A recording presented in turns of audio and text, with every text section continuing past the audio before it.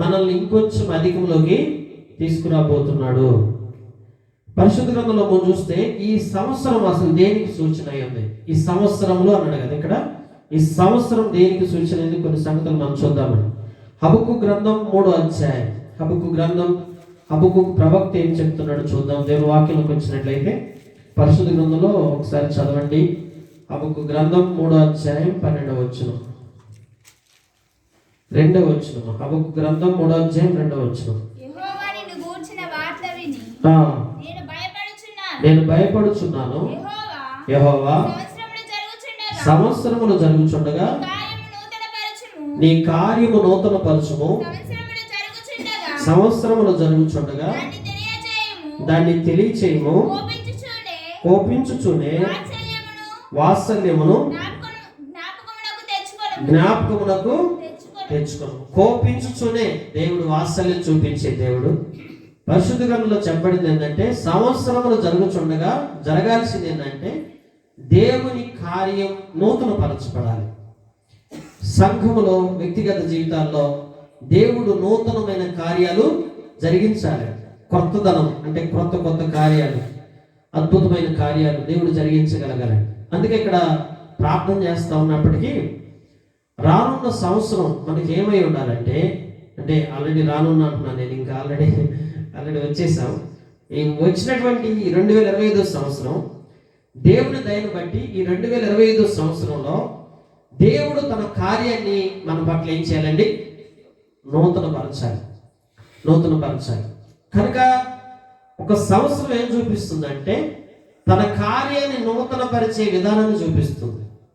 అందుకే ఈ యొక్క న్యూ ఇయర్లో ఫస్ట్ డే రోజు ప్రభుని ఏమని ఆరాధిద్దామంటే, దేవా, నా పట్ల రానున్న సంవత్సరంలో నీవు జరిగించబోతున్న కార్యాలను బట్టి, అది కూడా నూతన కార్యాలను బట్టి నీకెంతో కృతజ్ఞతలు అని చెప్పి దేవుడిని మనం ఏం చేయాలి? ఆరాధించాలి. అదేంటి, సహజంగా మనం ఆరాధించేటప్పుడు లాస్ట్ ఇయర్లో దేవుడు చేసిన మేళ్ళ గురించి అయితే ఆరాధించగలుగుతాం, అవునా? రానున్న సంవత్సరంలో ఏం చేయబోతున్నాడో కూడా ముందే ఆరాధించేస్తామా? అవును, ఆరాధించవచ్చు. దేవుని ఎప్పుడు కూడా గత కాలంలో జరిగిపోయిన సంగతుల గురించి దేవుడిని కనపరచడం కాదండి. ఫ్యూచర్లో దేవుడు ఏం చేయబోతున్నాడో వాటిని కూడా బట్టి కూడా మనం మా దేవుని ఏం చేయాలి? ఆరాధించాలి. సహజంగా ఇప్పుడు మీకు వాగ్దానాలు వస్తాయి కదా, మనం వాగ్దానాలు తీసుకున్నప్పుడు వాగ్దానాలు కూడా నెరవేర్పు కొరకు దేవుడిని స్తుతించాలి. నెరవేర్చే విధానాన్ని బట్టి దేవుడిని స్తుతించాలి. ఇప్పుడు గత సంవత్సరం చాలా మంది ఇప్పుడు సాక్ష్యాలు చెప్తారు, పోయిన సంవత్సరం దేవుడు నాకు వాగ్దానం ఇచ్చాడు, ఆ వాగ్దానం నెరవేరిందని. దాని కొరకు మనం ఆరాధించడం మాత్రమే కాదు, రానున్న సంవత్సరంలో దేవుడు ఇచ్చిన వాగ్దానాలు నెరవేర్పు జరుగుతుందని నమ్మి ప్రభుకి కృతజ్ఞతలు చెప్పేవారిగా మనం ఉండాలి. ఇదండి కార్యం రెన్యూ చేయబడటానికి, ఒక కార్యం జరిగించబడటానికి ఉండాల్సిందే. అందుకే అక్కడ అంటాడు, హబక్కుకి ఏమంటున్నాడంటే, దేవా, సంవత్సరంలో జరుగుచుండగా నీ కార్యమును నూతన పరచుము. దేవుని కార్యము నూతన పరచబడుతుందండి. దేవుని కార్యాలు ఎప్పుడు ఒకేలాగా ఉండవు, కన్సిస్టెంట్గా ఉండవండి, చేంజ్ అయిపోతూ ఉంటాయి. కొత్తదనం ఉంటుంది దేవుని కార్యాల్లో. కనుక దేవుడు చేసే కార్యాలని మనం బిలీవ్ చేయాలి, నమ్మాలి. ఇదిగో ఈ సంవత్సరంలో దేవుడు నా పట్ల ఎన్నో కార్యాలు చేయబోతున్నాడు. కనుక దేవుడు జరిగించబోయే కార్యాలను బట్టి దేవుడికి ఏం చేద్దాం? కృతజ్ఞత చెల్లిద్దాం. కనుక ఒక సంవత్సరం దేనికి సూచన? దేవుడు జరిగించే కార్యాలకి సూచన. పరిశుద్ధంలోకి వస్తే కీర్తనలు 65వ అధ్యాయం 11వ వచనం. ఒక సంవత్సరము ఏమై ఉన్నది చూడండి. కీర్తన గ్రంథం 65వ అధ్యాయం 11వ వచనం ఒకసారి చదువుకుందామా?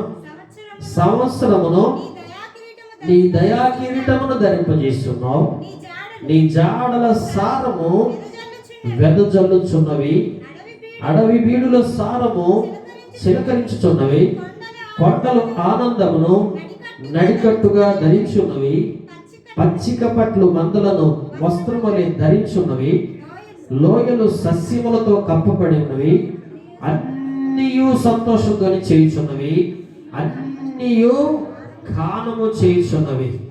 ఒక ఇయర్ను బట్టి, ఒక సంవత్సరాన్ని బట్టి పచ్చిక పట్లు, అక్కడ లోయలు అన్నీ కూడా అంటే దేవుడు స్తుతిస్తున్నాయి అంటాడు. ఇదేంటి సంవత్సరం అంటే ఇంతగా లోయలకి అవి ఆరాధిస్తుంటున్నాయా లేదా ఒక సంవత్సరాన్ని బట్టి? అవును, ఒక న్యూ ఇయర్ను బట్టి మనం కూడా ఏం చేయాలి? దేవుణ్ణి ఆరాధించాలి. 2025 సంవత్సరం దేవుడు మనకి ఇచ్చినందుకు దేవుణ్ణి ఆరాధించాలండి. బైబిల్లో చెప్పండి మాట ఏంటంటే, ఇక్కడ చూడండి, జాడల సారం మీద జరుగుతున్నవి, అడవి బీడులు చిలకరించున్నవి, కొండలు ఆనందంగా ఉన్నాయి, పచ్చని పట్లు, లోయలు, సస్యములు అన్నీ కూడా దేవుడు స్తుతిస్తున్నాయి సంవత్సరాన్ని బట్టి. ఎందుకంటే ఒక సంవత్సరము దేవుని యొక్క దయా కిరీటమని, దేవుడిచ్చిన దయ. దేవుడు మనకి ఈ సంవత్సరాలు ఒక దయా కిరీటంగా మనకి ఇస్తా వచ్చాడు. కాబట్టి ప్రభుత్వం మనం ఆరాధించవలసినటువంటి వారు ఉన్నాం. కనుక ఒక సంవత్సరం దేనికి సూచన అంటే దేవుని యొక్క దయా కిరీటానికి సూచన. ఎప్పుడైనా చూసాం, ఒక సంవత్సరం హబక్కుకు చెప్తాడు, దేవుని కార్యాలను నూతన పరచడానికి సూచనగా చెప్తున్నాడు. ఇప్పుడు ఇక్కడ దావీదు చూసినట్లయితే దేవుని యొక్క దయా కిరీటానికి సూచనగా చెప్తున్నాడు. అందుకనే ప్రకృతిలో అన్నీ కూడా ఇప్పుడు మనకి న్యూ ఇయర్ జరుపుకుంటున్నాం కదా. ఈ వాక్య ప్రకారం మనం చూసినట్లయితే న్యూ ఇయర్ మనం మాత్రమే కాదు, కొండలు జరుపుకోవట్లేదా? కొండలు దేవుణ్ణి ఆరాధిస్తుంటున్నాయి. వాటికి నాలుక లేదు, వాటికి నోరు లేదు, అవి ఎట్లా ఆరాధిస్తాయో మనకు తెలియదు. కానీ బైబిల్ చెప్తా ఉంది అవన్నీ దేవుని ఆరాధిస్తూనే ఉన్నాయి. పరిశుద్ధ గ్రంథంలో మనం చూస్తున్నాం. ఈ అధ్యాయంలో మనం చదువుకున్న ఈ మాటలు బట్టి చూస్తే కొండలు, గుట్టలు, లోయలు అన్నీ కూడా ఒక సంవత్సరాన్ని బట్టి దేవుని ఏం చేస్తున్నాయి? ఆరాధిస్తున్నాయి. దేవుని ఆరాధిస్తుంటున్నాయి. కనుక అవి ఆరాధిస్తున్నప్పుడు మనం ఇంకెంతగా ఆరాధించాలి? జీవము లేనివి అవి సంవత్సరాన్ని బట్టి ఆరాధిస్తుంటే మనం ఇంకెంత ఆరాధించాల్సినటువంటి అవసరం ఉందో చూడండి. కనుక ప్రియులారా, దేవుడిచ్చిన సంవత్సరం అనే దయాకిరీటాన్ని బట్టి ఈ నూతన సంవత్సరం మొదటి రోజున ప్రభువుని చేద్దామంటే హృదయపూర్వకంగా ఆరాధిద్దాం. ఇది రెండవ అనుభవం. మూడవది, బైబిల్లోకి రండి, పరిశుద్ధంలోకి వస్తే యెషయా గ్రంథం 63వ అధ్యాయం 4వ వచనం. ఒక సంవత్సరము దేనికి సూచన అయింది? యెషయా గ్రంథము 63వ అధ్యాయం 4వ వచనం. ఒకసారి చదువుకుందామా? తీసిన వారు ఒకసారి చదవండి.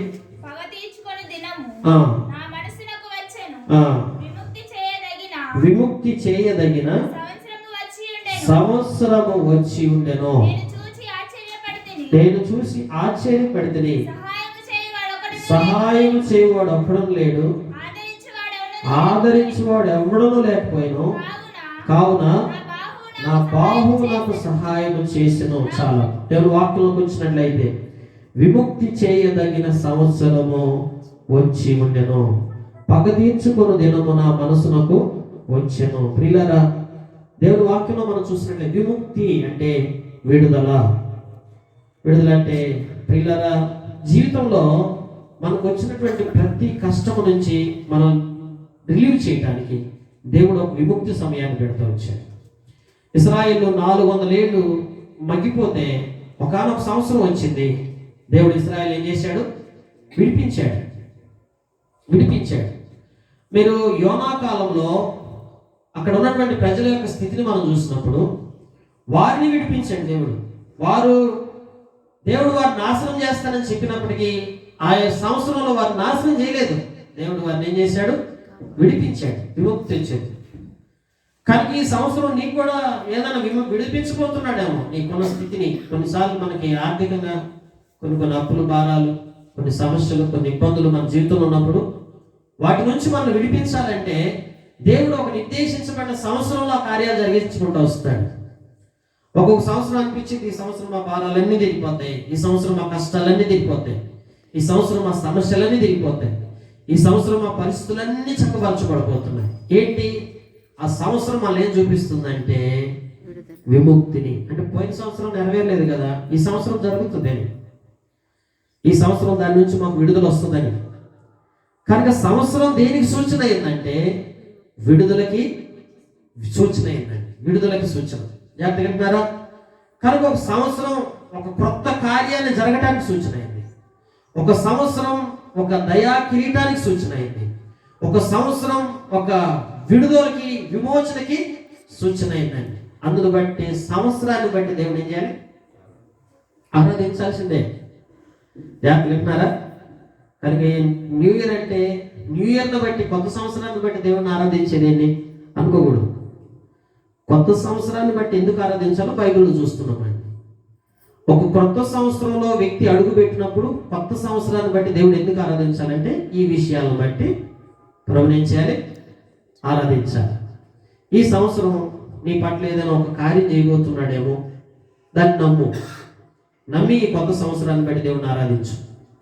ఈ సంవత్సరం నీ పట్ల ఒక దయా కిరీటంగా ఉంచబోతున్నాడేమో, నీకు వచ్చే కష్టాల్లో తన దయను కుమ్మరించబోతున్నాడేమో, దాన్ని నువ్వు నమ్ము. ఇప్పుడే ఈ సంవత్సరాన్ని బట్టి ప్రభుని ఏం చేస్తావు? ఆరాధించు. ఈ సంవత్సరం నీకు ఏదైనా ఒక విడుదల ఇవ్వబోతున్నాడేమో నీకున్న సమస్యల నుంచి, కానీ దాన్ని నువ్వు నమ్ము. దాన్ని బట్టి ఇప్పుడే ప్రభుని ఏం చేస్తావు? ఆరాధించు. అవునండి, ప్రివెంటివ్గా ఆరాధించడం మంచిదే. రానున్న కార్యాలను బట్టి, నేను అదే ఇందాక చెప్తూ వచ్చాను, పోయిన సంవత్సరం దేవుడు చేసిన మేలుని బట్టి ఆరాధించడం కాదు, ఈ సంవత్సరంలో దేవుడు జరిగించబోయే వాటిని బట్టి కూడా దేవుని ఆరాధించాలి. జాతకి అదే ప్రత్యేకత. దేవుని బిడ్డలు ఎప్పుడు కూడా అదే ప్రామిస్, దేవుని ప్రామిస్ నమ్మటం అదే. మీరు లేఖనాల్లోకి వస్తే పరిశుద్ధంలో చూడండి, ఒక సంవత్సరం దేనికి ఆయన ద్వితీయోపదేశకాండం 11వ అధ్యాయం 12వ వచనంలో, ద్వితీయోపదేశకాండం 11వ అధ్యాయం 12వ వచనంలో ఒకసారి చూసినట్లయితే చదువుదామా? దేవుని వాక్యంలో చూడండి, తీసిన వారు ఒకసారి చదవండి.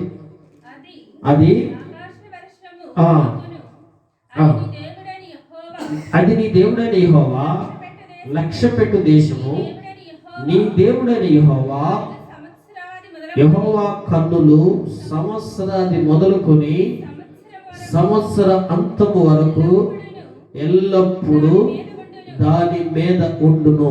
సంవత్సరాది మొదలుకొని సంవత్సర అంతము వరకు దేవుని కన్నులు ఉంటాయి. సంవత్సరాది ఎప్పుడు? సంవత్సరాంతం ఎప్పుడు? రాత్రి చేసాం, మళ్ళీ ఇప్పుడు చేస్తాం మనం. చూడండి, మళ్ళీ మధ్యలో డేట్ వేసాం, ఏమైపోవాలా? సంవత్సరాది ఏది, సంవత్సరాంతం ఏది? ఎస్టర్డే 2024కి అంతం, టుడే 2025కి స్టార్టింగ్. అంటే మొదలు చివర. ఇప్పుడు మన మనకి మొదలు చివరిలో ఆరాధనలు ఎక్కువ చేస్తాం. ఎందుకని? ఈ మధ్యలో 365 రోజుల్లో స్టార్టింగ్ డే ఈరోజు ఫస్ట్ డే, తర్వాత రేపు మళ్ళీ ఎప్పుడు కలుసుకుంటాము? సంవత్సరాన్ని బట్టి ఎప్పుడు ఆరాధిస్తాం? మళ్ళీ 31 తారీఖు కలుసుకుంటాం, డిసెంబర్ 31 తారీఖు, అంతే కదా? అంటే ద ఎండింగ్ అండ్ క్లోజింగ్. అంటే ఎందుకనంటే సంవత్సరాది మొదలుకొని సంవత్సర అంతం వరకు దేవుని యొక్క కను దృష్టి ఆ దినముల మీద నిలిచి ఉండాలి. అంటే 365 రోజులు తన కను దృష్టి నిలిచి ఉంటుంది అని దీనికి సూచనగా బైబిల్ చెప్తా ఉన్నాడు. దీనివల్ల ఏంటి ప్రయోజనం? 365 days నేను దేవుడు కాపాడాలి. ఇశ్రాయేలు కాపాడవాడు కునుకడు, నిద్రపోడు. దేవుని యొక్క సంరక్షణ, దేవుని యొక్క కాపుదల, దేవుడు నిన్ను అన్ని విషయాల్లో భద్రపరచడం అనేది 365 రోజులు నీ మీద ఎప్పుడైతే తన కనుదృష్టి నిలుపుతాడో నువ్వు కాపాడబడతా వస్తావు. బైబిల్ చెప్తా ఉంది. అందుకనే దేవుని యొక్క కనుదృష్టి సంవత్సరాది మొదలుకొని సంవత్సర అంతం వరకు నిలిచి ఉంటుంది. కనుక ప్రియులారా, అందుకనే సంవత్సరాదిలో ఆరాధిస్తాం, సంవత్సర అంతంలో కూడా ఆరాధిస్తాం. రాత్రి ఏం ఆరాధించాం దేవుడిని? సంవత్సరం అంతా మమ్మల్ని ఎంతగానో కాబట్టి ఇప్పుడు ఏం ఆరాధించాలి? ప్రభుని ఒక కొత్త సంవత్సరంలో ప్రవేశపెట్టావయ్యా, ఈ సంవత్సరం నీ దృష్టి నా మీద నిలిపి ఉంచి నన్ను ప్రతిదినము నన్ను కాపాడుతున్న దేవా అని చెప్పి దేవుడిని ఏం చేయాలండి?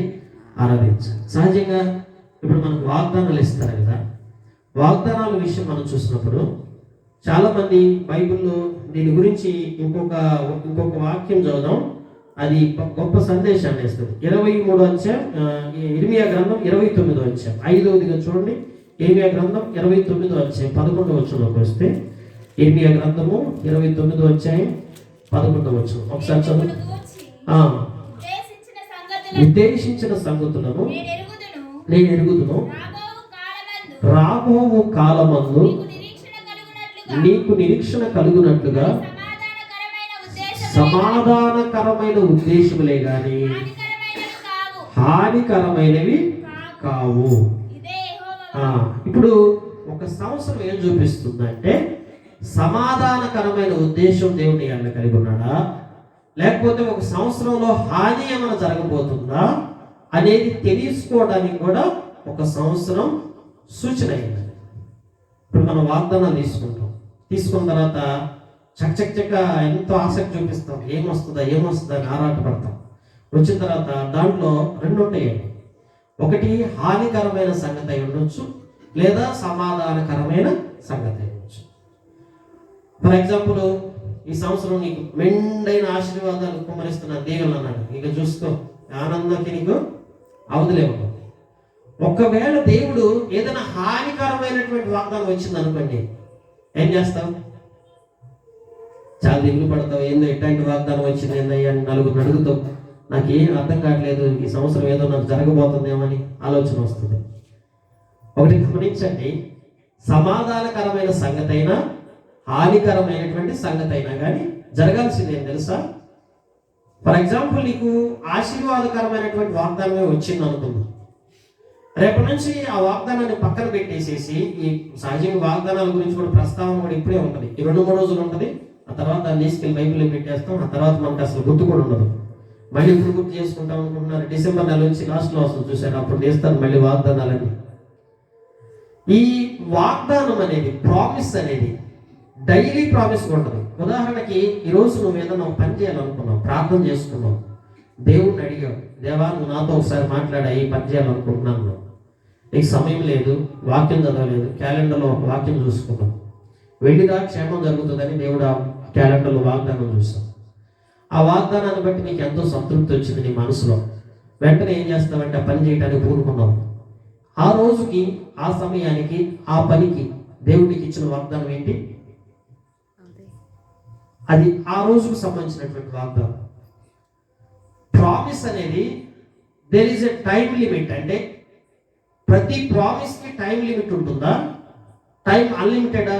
ఇప్పుడు అబ్రహాం కాలంలో మీరు తీసుకుంటే 75 సంవత్సరాల వయసులో ఒక ప్రామిస్ చేశాడు దేవుడు అబ్రహాంకి. ఏమని? నీ సంతానాన్ని విస్తరింపజేస్తాను, ఆశీర్వదిస్తానని చెప్పాడు. 75 ఇయర్స్ అంటే ఎప్పుడు జరగాల్సింది? 76th ఇయర్లో జరగాలి యాక్చువల్గా. బట్ 75 సంవత్సరం పిల్లలు ఇస్తారని చెప్పేది దేవుడు. 76 లేదు, 77 లేదు, 78 లేదు, 90 లేదు, 100 ఇయర్స్ అప్పుడు మళ్ళీ ఒక చోట వనంలో మధ్యాహ్నం టైంలో ఎండవేళ కూర్చొని ఉంటాడు. కూర్చొని దిగులు పడతా ఉంటాడు, ఏది నా జీవితం ఇట్లా అయిపోయిందని. అప్పుడు దేవదూతలు వచ్చి మాట్లాడన్నాడు, మీదటికి ఈ సంవత్సరానికి నీ చేతిలో పిల్లడు ఉంటాడు అన్నాడు. అదేంటి?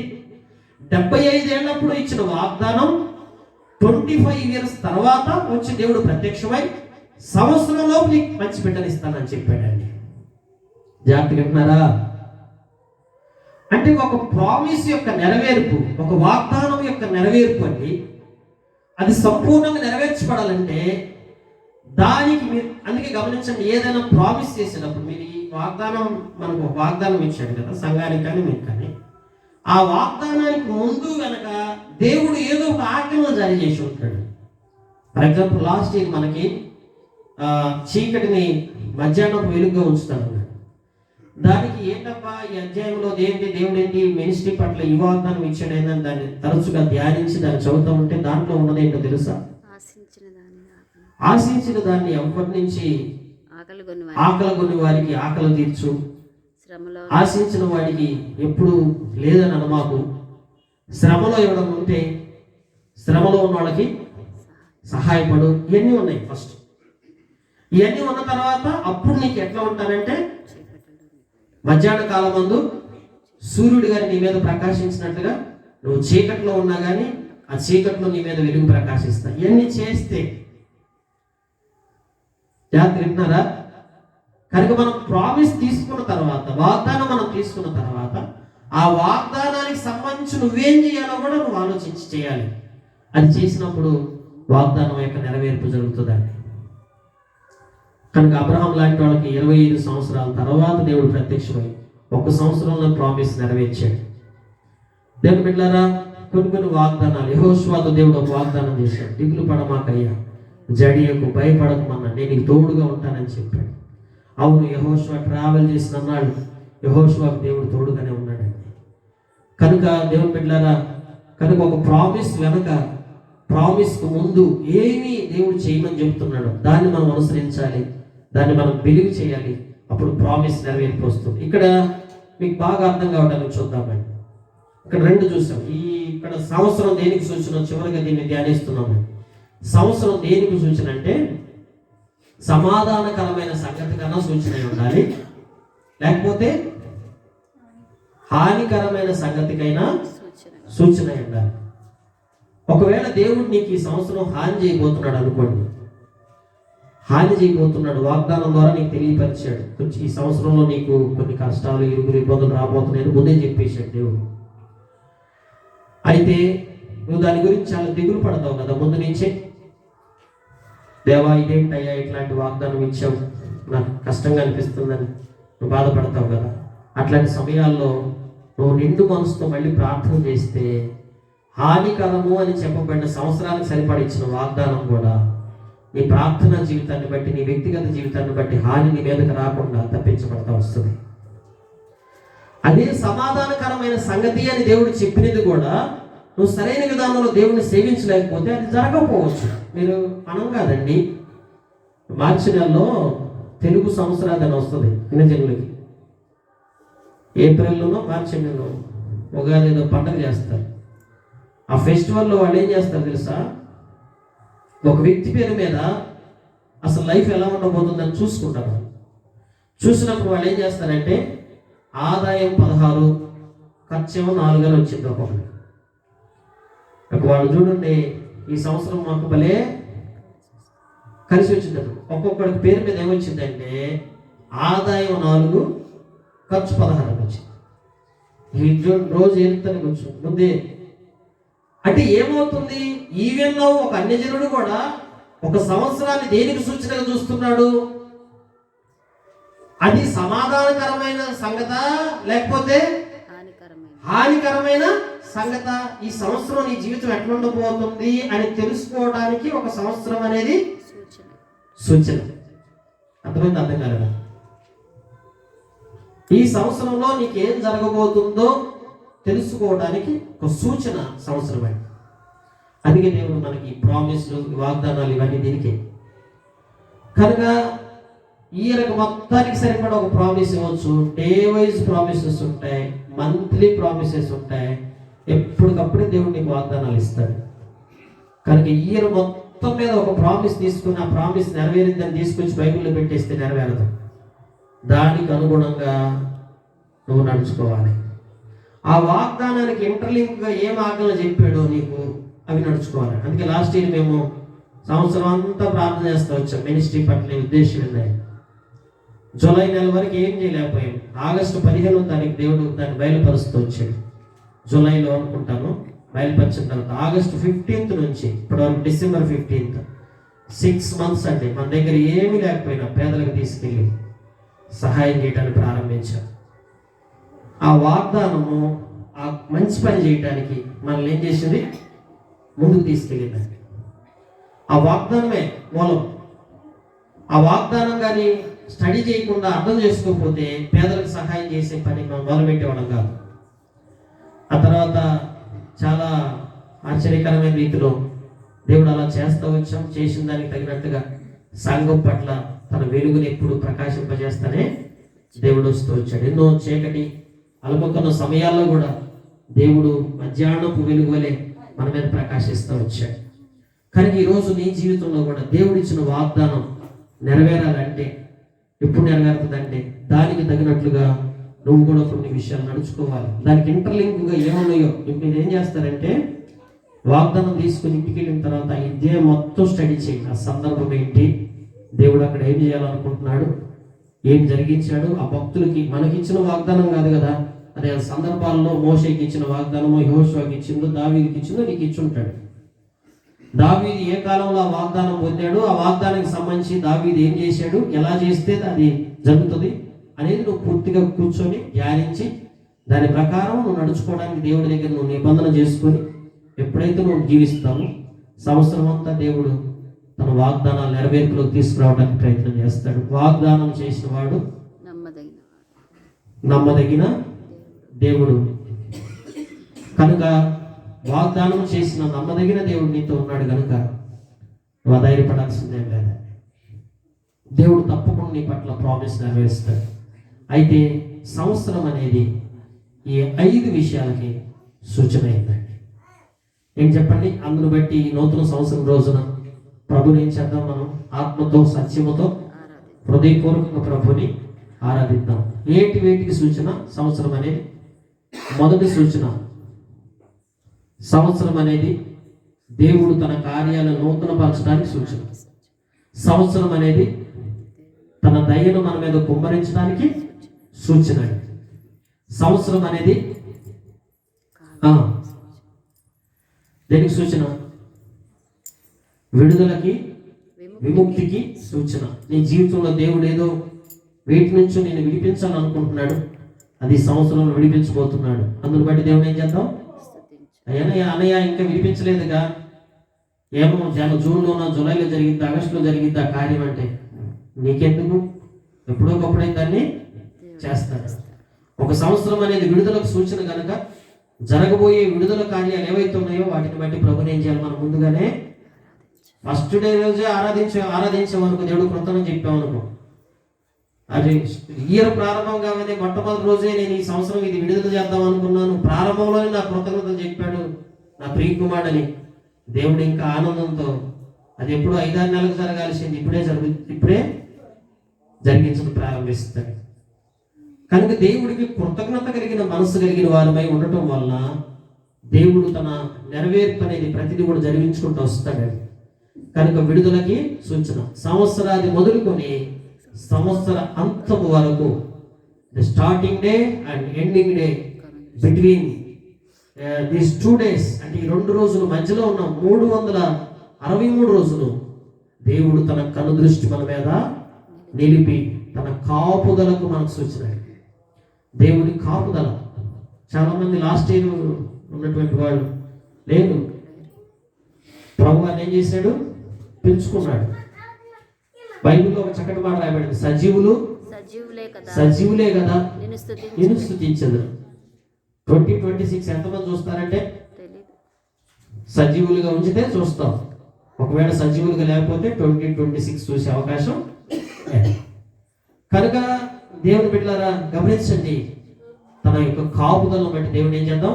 ఆరాధిద్దాం. 5వది చివరిగా చూస్తూ వచ్చాను, సమాధానకరమైన సంగతైన హానికరమైన సంగతులైన రానైన దినాల్లో దేవుడు ఏది జరిగించబోతున్నాడో దాన్ని బట్టి కూడా దేవుని ఏం చేద్దామండి?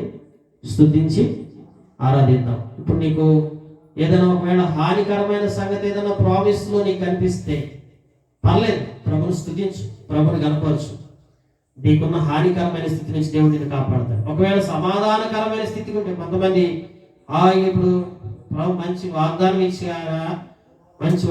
ఇస్తే ఆ వాగ్దానం తీసుకొని పోయి ఇంకా అసలు ఎంత ప్రశాంతంగా ఉంటాడో కదండి.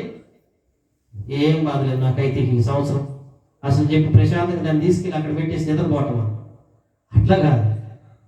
దేవుడు మంచి వాగ్దానం, మంచి సమాధానకరమైన సంగతితో కూడిన వాగ్దానం ఇచ్చినప్పటికీ అది నెరవేరాలన్నా ప్రతిరోజు నువ్వు దేవుని ఎడల నువ్వు నడుచుకునే తీరును బట్టి ఆధారపడి ఉంటుంది. ఎనివే పట్టణస్తులు దేవుడు ఏం చెప్పాడంటే, పట్టణస్తులకు చెప్పాడు, మిమ్మల్ని 40 రోజుల్లో అంతం చేయబోతున్నాను అన్నాడు. వారు గోనె బట్టలు కట్టుకున్నారు, బూడిద పోసుకున్నారు, దేవుడి దగ్గర ఉపవాసాలు ఉన్నారు. దేవుడు అన్నాడు ఆ పట్టణాన్ని నాశనం చేస్తానని యోనా చేత చెప్పించాడు. కానీ 40 రోజుల్లో అది ఏమైందండి? చేంజ్ అయిపోయింది. ఇది ఇప్పుడు చెప్పండి, నినివే పట్టణస్తులో యోనా ప్రకటించిన సంగతి ముందుగానే ప్రకటించాడు కదా దేవుడు. ముందుగానే ప్రకటించాడు. ఏమని ప్రకటించాడు? పట్టణాన్ని నాశనం చేయబోతాం అనేది హానికరమైన సంగత, సమాధానకరమైన సంగత? హానికరమైన సంగతి. హానికరమైన సంగతి దేవుడు తన ప్రవక్త ద్వారా, తన యొక్క సేవకుడు ద్వారా బయలుపరిచినప్పుడు నినివే పట్టణస్తులు ఏం చేశారు? ఉపవాసాలు ఉన్నారు, బూడిద పోసుకున్నారు, ప్రార్థన చేశారు. మరి అది హానికరమైనది అయినప్పుడు వారి జీవితంలో జరిగిందా? జరగలేదా? జరిగిందా? జరగలేదు. ఎందుకు జరగలా? ఆ సంగతి ఎందుకు నెరవేరలేదు అంటే వారు ప్రార్థించారు, వారి మనసును మార్చుకున్నారు. ఇంకొక విషయం జ్ఞాపకం చేస్తాను. ఇశ్రాయేలుకి మోషే కాలంలో ఒక ప్రామిస్ చేశాడు. ఏమని? పాలు తేనెలు ప్రవహించే దేశాన్ని నేను మీకు ఇస్తానన్నాడు. ఎప్పుడు ఇస్తానన్నాడు? ఎన్ని రోజులకి ఇస్తానన్నాడు? డ్యూరేషన్ చెప్పండి. ఎన్ని రోజులకి ఇస్తానన్నాడు? తెలుసా? దేవుడు ఇస్తానన్న డ్యూరేషన్ ఎంత తెలుసా అండి? 40 రోజులు. ఎందుకంటే అక్కడ నుంచి సరిగ్గా ప్రయాణం చేస్తే 40 రోజుల్లో పాలు తేనె ప్రవహించే దేశంలోకి వెళ్ళవచ్చు. అది సమాధానకరమైన సంగత కాదా? సమాధానకరమైన సంగతి.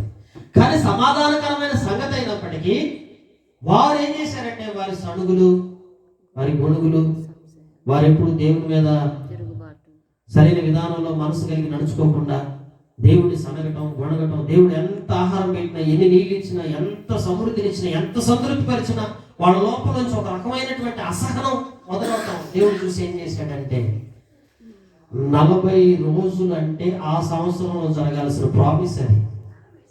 కానీ ఎప్పుడు నెరవేరింది ఆ ప్రామిస్? 40 సంవత్సరాలు బట్టి, 40 years బట్టి.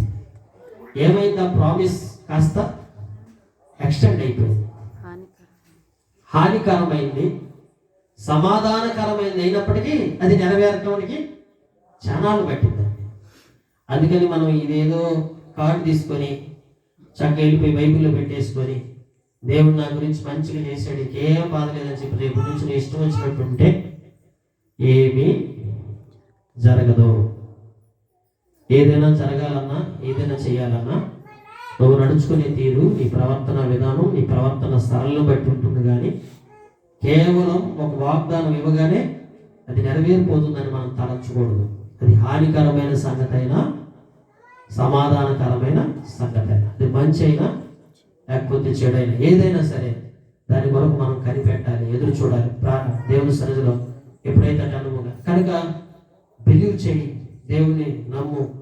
ఈ 5 రకాల సూచన సంవత్సరాన్ని గురించి వెల్లడిపరుస్తుంది ప్రియులారా. కనుక ఒక సంవత్సరం అంటే ఈ 5టికి సూచన అయిందండి.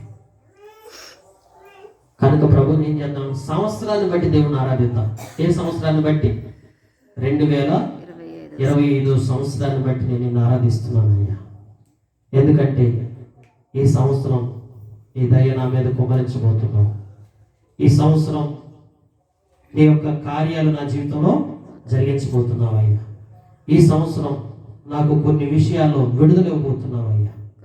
ఈ సంవత్సరం నీ కన్ను దృష్టి నా మీద నిలిపి ప్రారంభం నుండి అంతం వరకు నన్ను కాపాడబోతున్నావు అయ్యా.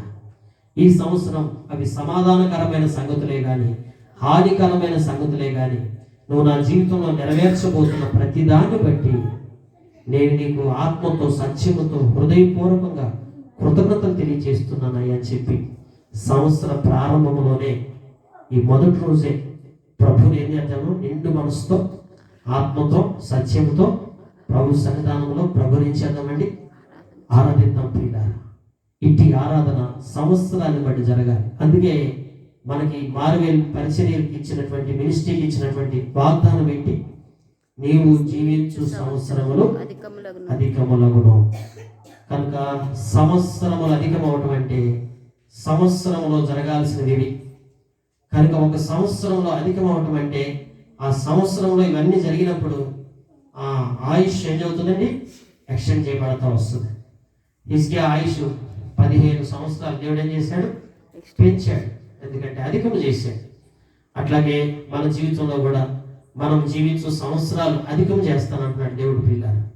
కనుక ప్రభువుని బట్టి ఏం చేద్దామంటే, ప్రభువా నా జీవితంలో ఎట్టి స్థితిని నాకు ఇచ్చినందుకు నీకు ఎంతైనా కృతజ్ఞుడైనా అని చెప్పి హృదయపూర్వకంగా ప్రభు పాదాల చెంతకు వచ్చి ఈ 5 విషయాలను బట్టి ప్రభుని ఏం చేద్దామండి? ఆరాధించాం. మోకరించండి, ప్రభు సన్నిధికి వస్తాం. ఒక బ్రదర్, ఒక సిస్టర్ ప్రేరేపించబడిన వారు చెప్పబడిన వాక్యాన్ని బట్టి ఒకరి తర్వాత ఒకరిలో ప్రభుని ఆరాధించుకుంటాం. ఆరాధించండి.